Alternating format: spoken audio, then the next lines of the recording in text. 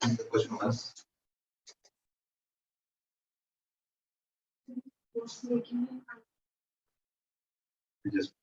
We are discussing DVP static page number 1 में, page 1 static friction में question number 6. Okay.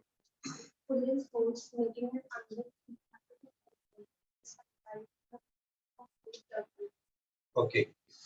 एक minute में DVP नहीं देखिए.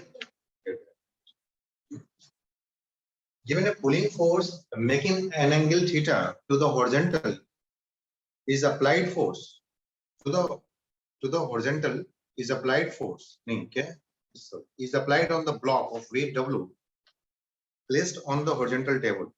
Okay. Block कैसे रखा हुआ अभी? Block रखे हुए हैं horizontal table पे.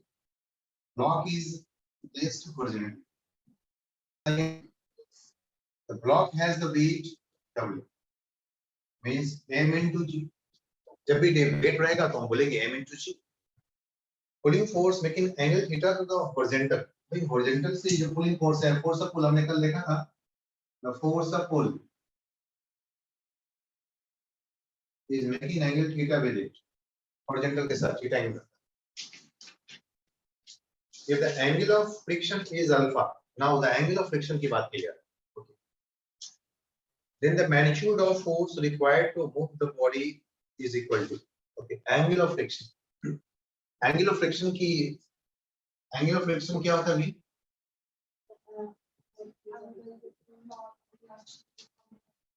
It is the कहीं पे भी अगर ऐसा है बॉडी हम देखेंगे कि कहीं पे नॉर्मल एक्शन ऐसा है और नेट कांटेक्ट फोर्स ऐसा है F कांटेक्ट ऐसा ये normal action. This angle is alpha given. तो यहाँ से आया था हमारे पास tan alpha is equal to mu.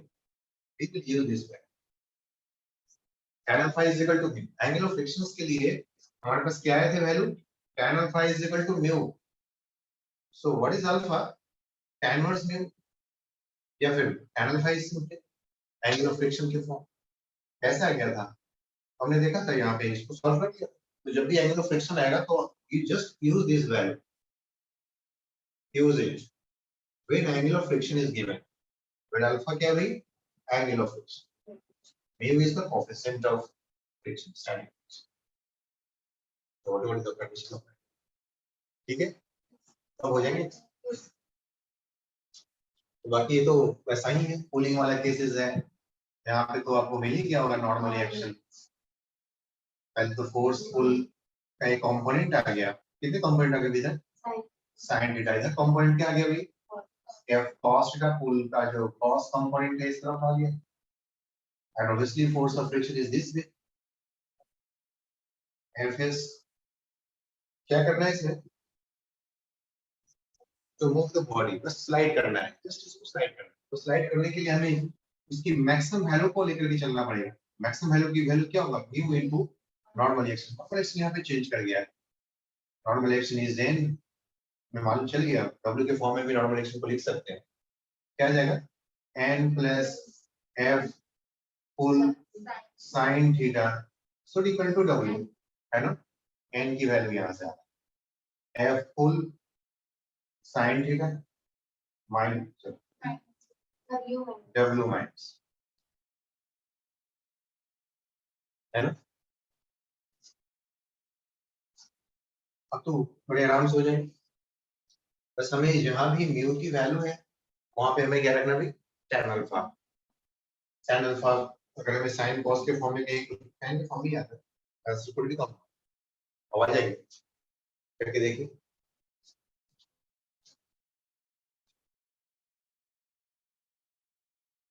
just to slide जब इसको बस स्लाइड करना हो. just to slide क्या करना पड़ेगा? this force must be equal to this force. once again F pull part once the component cos theta must be equal to mu into normal action. अभी हमें नॉर्मल एक्शन की value मालूम चला है. कितना मालूम चला है भाई? This is W minus F pull sin theta. W means F full sin theta ऐसे F full यहाँ भी है F full की वैल्यू ही निकालना है हमें है ना the magnitude of force required to move the body F full की वैल्यू निकालना है यहाँ भी full यहाँ भी कॉमन ले लेते हैं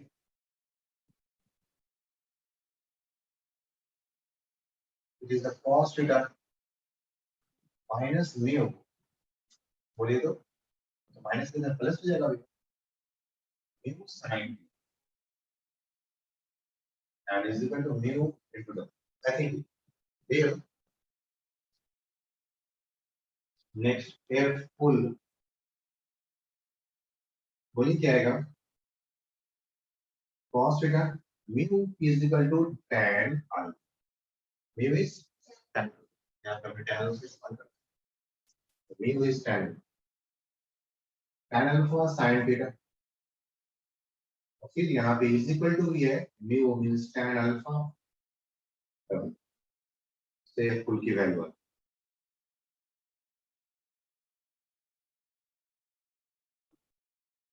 tan alpha w या वेट अच्छा रहेगा कि आप w पहले लिखें ये तो कंफ्यूजन होता है कि अल्फा की w दोनों मल्टीप्लाइड तो नहीं हो चुका है so it is w tan alpha and divided by cos theta plus tan alpha into sin theta लेकिन आंसर इस फॉर्म में नहीं है जिस फॉर्म में आंसर दिख रहा है उस फॉर्म में हम ऐसे कन्वर्ट कर सकते हैं please w tan alpha it is a cos theta आप इसको लिख सकते हो sin alpha by cos theta sin alpha by cos alpha it is sin alpha upon cos alpha and ये sin theta है अभी कन्वर्ट हो जाएगा यहाँ पे cos alpha इधर भी आएंगे इधर sin alpha आएगा you can convert now अब आपके आंसर के साथ मैच कर जाएगा cos a cos b plus sin a sin b cos a minus b आते हैं yes यहाँ पे माइनस का टर्म आ जाएगा now we can solve option है सी पर ये यहाँ पे tan भी है फिर यहाँ पे cos ऊपर जाएगा तो cos कैंसिल होगा sin पार्ट आ जाएगा ऊपर सी पार्ट मिलेगा तो सॉल्व करने पे w sin पार्ट बचेगा यहाँ पे और यहाँ पे जाएगा cos theta minus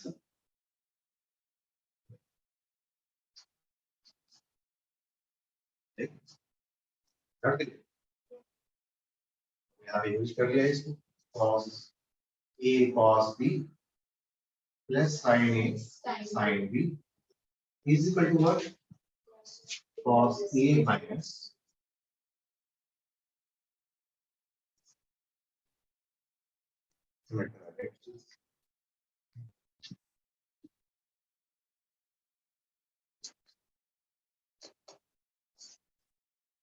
Can everybody? Any doubt?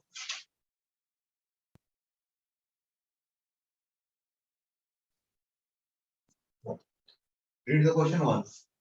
Uniform row that L is on a table. If the coefficient of friction is more than the maximum and L of the part of this row, which can overlap on the end of the table.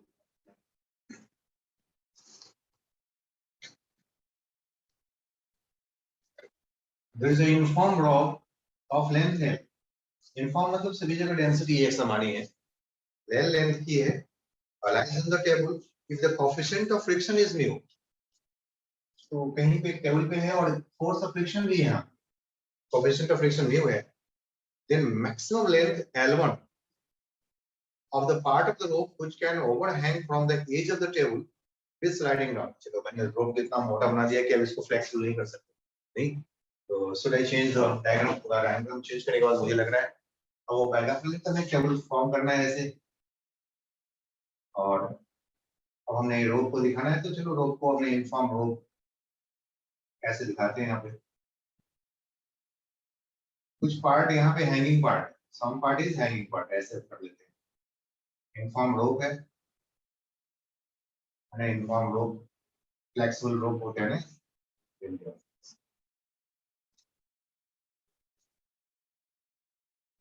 तो कुछ part यहाँ पे hang है suppose करो कि एक part hang है तो बाकी जो एल लेंथ का जो L minus x part है ये on the table और जो हैंगिंग पार्ट है जिसकी वजह से वो स्लाइड करना चाहेगा, वो नीचे की तरफ आना चाहेगा, यहाँ पे कितना फोर्स लगेगा भाई, इस हैंगिंग पार्ट की वजह से फोर्स की वैल्यू क्या होगा, तो दिस इज इक्वल टू जो इसका मास होगा, टोटल मास कितना गिवन है, जो कुछ भी हो कैपिटल एम मास मान लेते हैं, तो कैपिटल एम मास का टोटल मास कैपिटल एम होगा, तो उसका एक्स पार्ट का मास लेना पड़ेगा, m into x by l unit mass ले लिया और इसमें x से मल्टीप्लाई कर लिया, m by l is the unit mass और इसमें g से मल्टीप्लाई कर दिया, इसका वेट हो गया। अब इसको बैलेंस करना हो तो हमें इधर की तरफ फोर्स चाहिए, ऐसे फोर्स चाहिए, तो इसको बैलेंस कौन force, static force of friction जिसकी वैल्यू कितना होना चाहिए, म्यू इनटू नॉर्मल रिएक्शन, और नॉर्मल रिएक्शन कौन सा पार्ट देने वाला है, ये जो टेबल के ऊपर में जो पार्ट है, तो टेबल के ऊपर में कौन सा पार्ट है भाई, L minus x, तो भाई इसका मास कितना आने वाला है, इस नॉर्मल रिएक्शन की वैल्यू कोई बोल सकता है, अभी अभी मान है m by l is the unit mass और जो भी लेंथ बच गया है that's it, this is ये नेट की वेट है, n की वैल्यू यही आ जाएगा।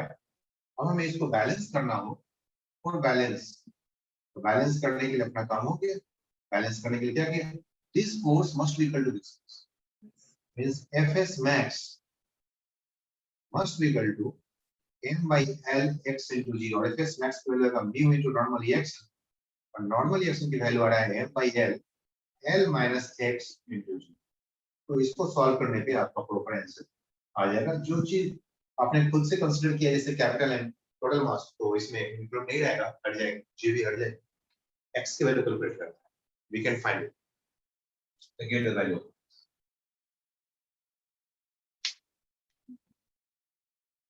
Next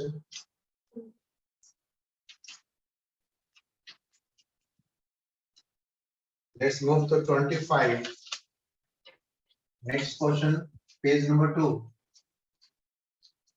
question number 25, same topic, page 2।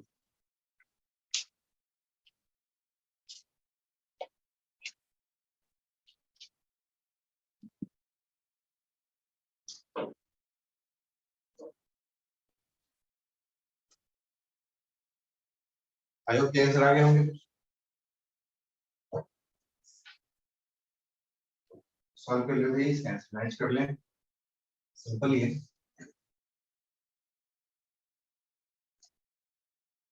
If a ladder weighing 250 Newton is placed against a smooth vertical wall having coefficient of friction between it and the floor is 0.3, then what is the maximum force of friction available at the point of contact between the ladder and the floor? Okay, तो जैसे कि ये wall हो गया जो आपके सामने दिख रहा है और लैडर को लगाना पड़े, तो चलो मैं इस वॉल का एक फोटो यहाँ पे, this is the wall, vertical wall है, तो ऐसे वॉल जैसे मैंने बता दिया, और ये floor, this is the floor, this is the vertical wall, और किसी कोई हमें काम करने होंगे, कुछ फोटो लगाने होंगे कहीं पे, तो टेक अ लैडर, ऐसे वाले लैडर सिंगल, एक स्टेप होता है वार्निंग, तो खुद का एक स्टैंडिंग, यहाँ पे तो इनके थ्रू ही हमें स्टैंड करना पड़ता है, यहाँ पे पकड़ के रखना पड़ता है, किसी को बोलना पड़ता है कोई पकड़ को, नहीं तो फिसल जाएंगे, नहीं तो अगर कोई इलेक्ट्रिशियन भी काम करता है ऐसे कुछ भी, तो उसको नीचे कहीं कोई ना कोई उसका असिस्टेंट उसको पकड़ के रखता है, क्या पैर लगा के रखता है, अगर सफिशिएंट फ्रिक्शन नहीं मिल रहा है, अदरवाइज वहां पे अगर कुछ गड्ढे वड्ढे हो यहाँ पे कुछ ऐसे, तब तो कोई बड़ा बिल्कुल सेफ हो जाएगा, चलो आपको फिसलने वाले नहीं, और नहीं है तब तो मुश्किल हो गया भी, तब तो देखना पड़ेगा कुछ रफनेस हो तब तो ठीक है, बिल्कुल स्मूथ हो जाएगा तब तो बहुत मुश्किल है, क्या तो कुछ रफनेस होगा तब तो फिर बच जाएगा फिर यहाँ पे, तो फोर्स ऑफ फ्रिक्शन इधर स्लिप करने की कोशिश करेगा भाई लैडर ऐसे, तो फोर्स ऑफ फ्रिक्शन ऑब्वियसली किधर जाएगा, ऐसे इधर ही कोशिश कर सकता है स्लिप करने का, उसके अपोजिट में यहाँ पे force of friction, static force of friction जब तक स्लिप ना करे तब तक आएगा। अब इसकी बात करते हैं कि लैडर का जिसका वेट है 250 न्यूटन, तो लैडर का वेट हम कहां से लेते हैं, इसके सेंटर से ले लेते हैं, यहाँ पे तो ये आपका वेट है 250 Newton, 250 Newton, having coefficient of friction between it and the floor is 0.3, यहाँ का जो म्यू की वैल्यू है वो 0.3 का गिवन है, what is the maximum force of friction available at the point of contact between the ladder and the floor? So maximum force of friction, Fs max की value हमें चाहिए. Fx max की value क्या होगा? mu into normal reaction, obviously वो normal reaction जो हमें यहाँ पे मिलने वाला है. Is it? यहाँ पे फोर्स ऑफ फ्रिक्शन चाहिए तो यही की नॉर्मल रिएक्शन आने चाहिए. तो यहाँ का नॉर्मल रिएक्शन क्या मिले? तो देख लो और भी कोई फोर्सेस है क्या यहाँ पे लगने वाला? हाँ, एक तो वेट आ गया 250 न्यूटन का, दूसरा नॉर्मल रिएक्शन हो गया, दूसरा यहाँ भी कांटेक्ट, लेकिन ये कांटेक्ट फोर्स किधर लगेगा? तो perpendicular contact force always perpendicular to the surface. अगर नॉर्मल कांटेक्ट फोर्स है, normal contact always perpendicular to the surface, और फोर्स ऑफ फ्रिक्शन भी आ गया तो net contact force will change. तो इसके बारे में तो कोई फ्रिक्शन फोर्स नहीं बताया. ये कैसा सरफेस है? वॉल कैसा है? स्मूथ है ना? ओके. तो यहाँ पे तो फोर्स ऑफ फ्रिक्शन नहीं है, और normal reaction itself will be the net contact force. ऐसे है ना? तो इसको आप कुछ अलग बोल दो ना. यहाँ पे बोल दो N1 बोल दो, और यहाँ पे क्या बोल दो? N2. अलग अलग. तो फिगर देखने से लग रहा है कि x को x से मतलब है और y को y से मतलब. We have the two axes. One is x, other is y. x को x से मतलब होगा, मतलब N1 किसकी बैलेंस करेगा? N1 is equal to friction और N2 is equal to 250 Newton. That's it. N2 की वैल्यू आ चुका भाई. N2 is 250 Newton and N1 must be equal to the Fs max. See? We can get the answer. x को x से मतलब होता है, x को बैलेंस करने के लिए x वाला फोर्स होना चाहिए, और y को बैलेंस करने के लिए y वाला ही फोर्स होना चाहिए. Opposite direction. ये दोनों एक दूसरे को बैलेंस करेंगे और ये दोनों एक दूसरे को बैलेंस करेंगे, तब ये बैलेंस्ड रहेगा. ओके.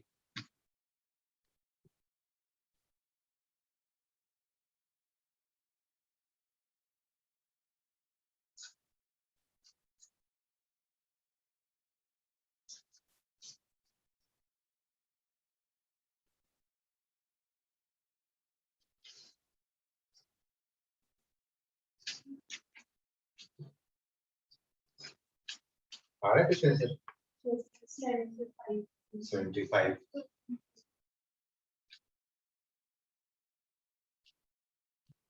कर लिया सबने? N1. Okay done. बस ये दोनों इन्फॉर्मेशन से अपना काम हो जाना है. Fs max और Fs max की वैल्यू आपने क्या लिखना है? mu into normal reaction N2 0.3 और ये कितना है? 250. ये कितना होगा? 75. 75. तो यही Fs max की वैल्यू भी यही है. अगर इसने, ये तो हमने खैर Fs max की वैल्यू निकाल लिया, कैलकुलेट कर लिया. अगर इसने क्वेश्चन पूछा होता कि भाई N1 की वैल्यू यहाँ पे वॉल जो है इस लैडर पे क्या फोर्स लगा रहा है? 75. So this could be the another part of the equation. एक another part हो सकता है भाई कि this is the force applied by the wall on the ladder, and this is the force applied by the floor on the ladder along the surface. This force of friction. This is the maximum height static friction. इसने सिर्फ यही पूछा है कि maximum height of static friction कितना forceful है, तो regulate है, इसलिए हमें ज्यादा कुछ नहीं करना. Fs max is equal to simply mu into n. ये तो हमारा आंसर है इसका. The 75 0.3250 75.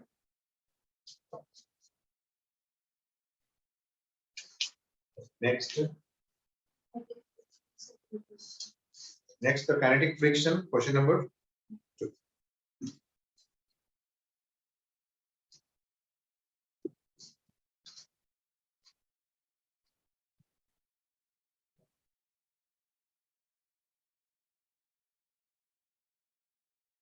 Next part, kinetic friction,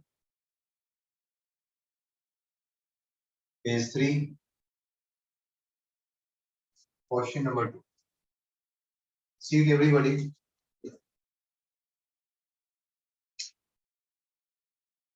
the maximum speed that can be achieved without skidding by a car on a circular unbanked road of radius r and coefficient of static friction mu is. Okay.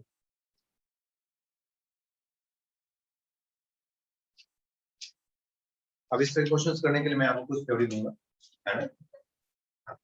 यही एक part का जो है आपको करना है इसमें, ठीक है? तो ठीक है, स्टैटिक फोर्स ऑफ फ्रिक्शन तक की आपकी हो गया होगा डीपीपी, सबने कर लिया होगा। इसको नहीं किया है तो उसको कंप्लीट कर लीजिए, यानी कुछ डाउट्स देखे थे, और डाउट्स होंगे तो फिर आगे देख लेंगे। अब मैं कुछ static force of friction, friction, banking of road, circular motion वाली काम कर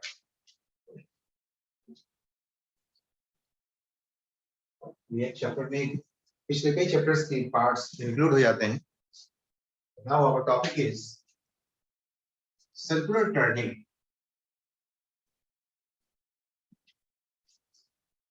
circular motion and circular turning. पहले देखें सर्कुलर मोशन, ठीक है?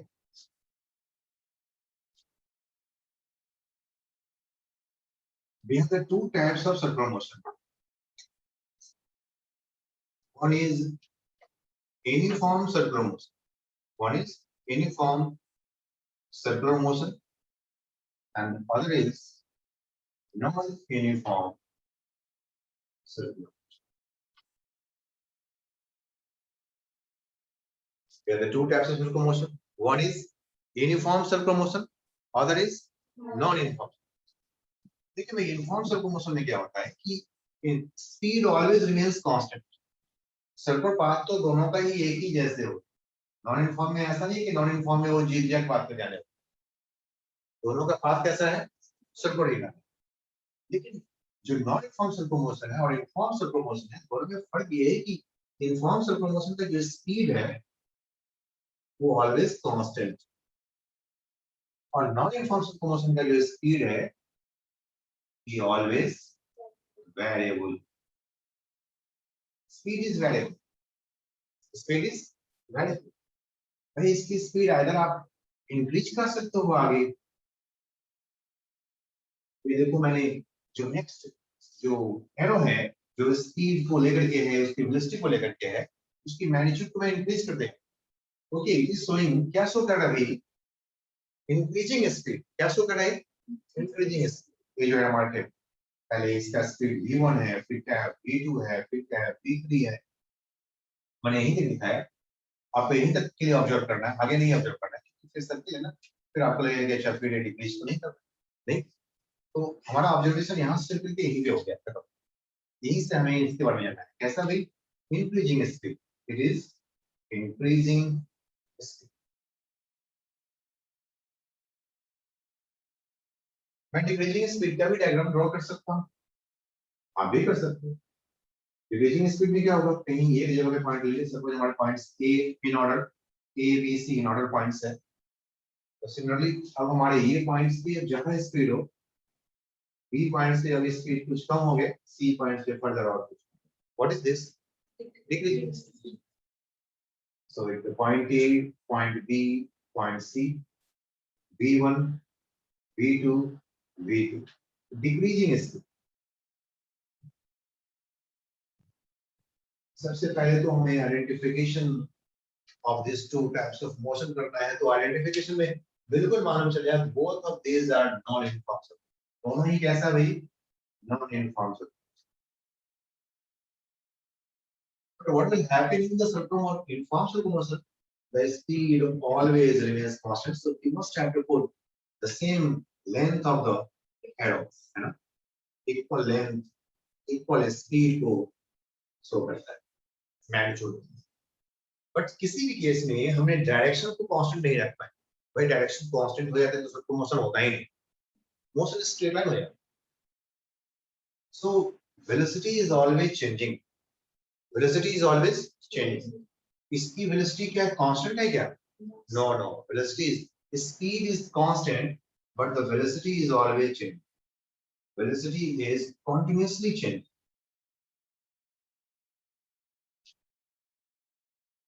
continuously change। in both of the cases. इसमें भी continuously change कर रहा है, इसमें तो स्पीड भी चेंज कर रहा है और वेलोसिटी भी चेंज कर रहा है, तो मैग्नीट्यूड भी चेंज कर रहा है और डायरेक्शन भी चेंज कर रहा है. Velocity is continuously changing as direction is changing. Direction is changing.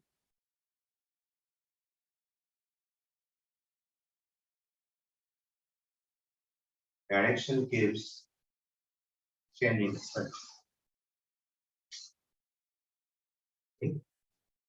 और यहाँ भी वही बात है भाई, यहाँ भी direction increasing speed, variable velocity, velocity changing, velocity changing.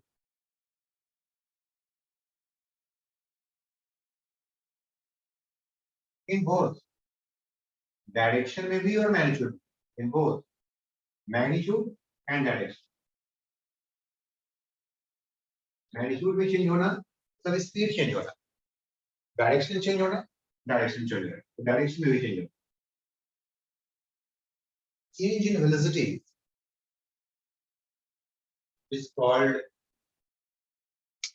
change in velocity per unit time is called acceleration. तो वेलोसिटी जब दो तरीके से चेंज हो रहा है, इसका मतलब यहाँ पे दो तरह के एक्सेलेरेशन मिल रहे हैं. वेलोसिटी यहाँ पे मैग्नीट्यूड में भी चेंज हो रहा है और डायरेक्शन में भी, और यहाँ पे भी वेलोसिटी, यहाँ पे सिर्फ वेलोसिटी डायरेक्शन में चेंज हो रहा है, तो यहाँ भी एक्सेलरेशन है और यहाँ भी एक्सेलरेशन, लेकिन दोनों में एक एक्सेलरेशन कॉमन है और वो है डायरेक्शन की चेंज की वजह से. डायरेक्शन की चेंज की वजह से जो एक्सेलरेशन होता है उसे बोलते हैं सेंट्रीपिटल एक्सेलरेशन. क्या बोलते हैं उसको? Centripetal axis. So there is a centripetal. Centripetal means towards the center. Towards the center. For the change in direction of the velocity, there is always a centripetal force, Fc. Centripetal acceleration होगा तो force क्या होगा? Centripetal force. उससे corresponding मतलब इधर की तरफ acceleration क्या है? Centripetal acceleration. मास से मल्टीप्लाई कर दूंगा, जो भी बॉडी है उसका कुछ ना कुछ तो मास होने ही भाई.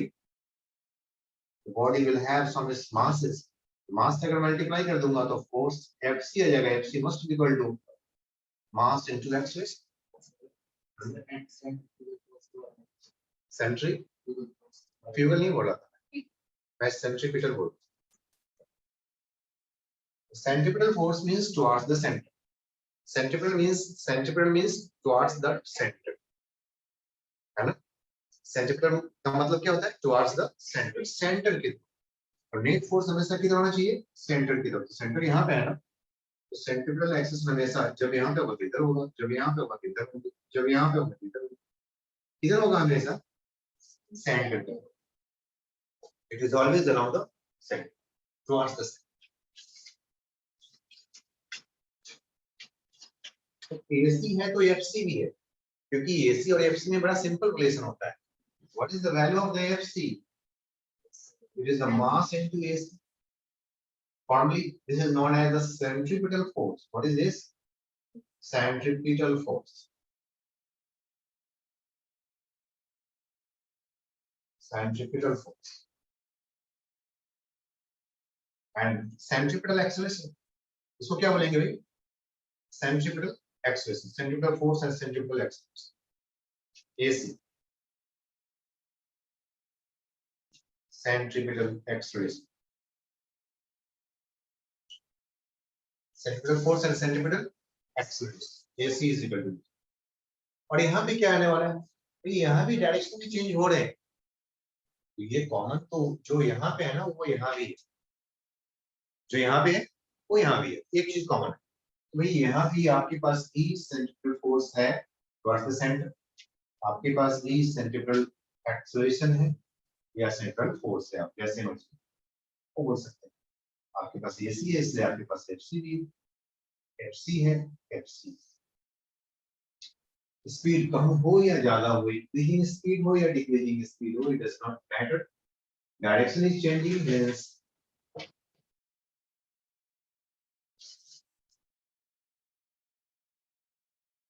tangent and radius always at a point always perpendicular. तो भाई ये दोनों हमेशा ही परपेंडिकुलर होता है, ये टेंजेंट हो गया, ये रेडियस हो गया, ऑलवेज से परपेंडिकुलर। तो सेंट्रीफ्यूगल फोर्स और वेलोसिटी में हमेशा ही एक पर्टिकुलर एंगल मेंटेन ही होता है। और कितना एंगल होता है भैया? 90 degree. There is always angle between the centrifugal force and the velocity and is equal to 90 degree in all the cases, because velocity is always along the tangent and central force is always towards the center, is along the radial direction, इसको बोलते हैं radial भी। centripetal force को radial force भी बोलते हैं। क्या बोल सकते हैं इसको? radial force along the direction। ये तो सिर्फ एक नाम होता है, आप कई तरीके से बोल सकते हैं। रेडियस के along है तो बोल दिया रेडियल, सेंटर की तरफ बोल दिया सेंट्रिपिटल। सेंटर से अगर अवे कुछ होगा तो that is known as the centrifugal, away from the center is known as centrifugal, towards the center is known as centrifugal, isn't it? Just a name. But in forms और promotion में सब बारे समझ में, in forms और promotion में सिर्फ एक ही force या एक ही acceleration, only centrifugal, there is only one type of force or acceleration, force है इसलिए acceleration। बट यहाँ पे नॉन इनफॉर्मल प्रोमोशन में हम दोनों की कंपैरेटिव स्टडी को भी करते जा रहे हैं साथ में कि ज्यादा बेहतर समझना है। लेकिन नॉन इनफॉर्मल प्रोमोशन में क्या है भाई, यहाँ पे वेलोसिटी दोनों तरीके से चेंज हो रहे हैं, मैग्नीट्यूड में भी और डायरेक्शन में। सिर्फ डायरेक्शन में चेंज होने की वजह से जो फोर्स होता है उसको हमने अभी तक कंसीडर किया है, उसकी बातें किया है। डायरेक्शन में चेंज होने की वजह से जो फोर्स है या एक्सेलरेशन है उसका नाम हमने क्या रखा भाई? सेंट्रिपेटल फोर्स, या एक्सेलरेशन का नाम क्या है? Centripetal acceleration. लेकिन मैग्नीट्यूड ऑफ वेलोसिटी चेंज होते हैं तो उसका भी एक टाइम है।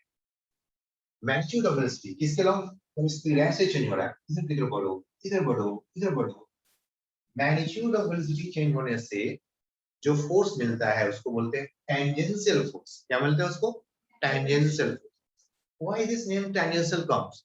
क्योंकि वो फोर्स की डायरेक्शन के अलावा किधर होता है भाई? टेंजेंट के अलावा होता है। क्योंकि अगर सर्कुलर, अगर इस सेंटर की तरफ आएगा तो इसका कोई भी कंपोनेंट इधर नहीं मिल पाएंगे। एक्चुअली ये फोर्स जो होता है ना परपेंडिकुलर फोर्स, ये कभी इसका कंपोनेंट क्या होगा भाई? इसकी कंपोनेंट कभी इसके अलावा कुछ हो पाएगा क्या अगर परपेंडिकुलर है तो सेंट्रीपिटल फोर्स का कोई पार्ट इसकी स्पीड को इंक्रीज या डिक्रीज करने में मदद नहीं कर पाता है ना। सेंट्रीपिटल फोर्स का कोई पार्ट उसकी स्पीड या वेलोसिटी की मैग्नीट्यूड को चेंज नहीं कर पाता है, लेकिन ये वो एक चीज कर पाता है, उसकी डायरेक्शन को चेंज कर।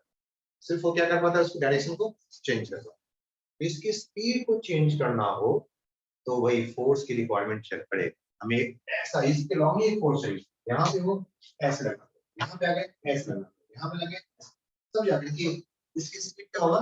बढ़ते जाएंगे अब फ्री टाइम और डिक्रीज करना हो तो यहाँ पे वेलोसिटी है तो ये बोलेंगे फोर्स इसका अपोजिट खींचो, वापस ऐसे जा रहे हैं खींचो, अपोजिट करो तो इसका स्पीड कम होगा, ब्रेक लगाओ, है ना। कोई इधर भागे जा रहा है, इधर भागे जा रहा है, तुम्हें इसकी स्पीड को कम करना हो तो बढ़ते जाएगा, तुम उसकी क्या करोगे? खींचोगे, इधर खींचोगे, अपोजिट। तो एक्चुअली डायरेक्शन वेलोसिटी का टेंजेंट का लॉ है, इसलिए फोर्स भी इसको इसकी मैग्नीट्यूड को चेंज करने के लिए किधर चाहिए? टेंजेंट के लॉ ही चाहिए। और टेंजेंट के लॉ तो दो तरह के फोर्स हो सकते हैं। अगर आपको स्पीड को इंक्रीज कराना हो तो along the tangent, along the velocity, along the tangent, along the velocity. अगर स्पीड को डिक्रीज करना हो तो अलोंग द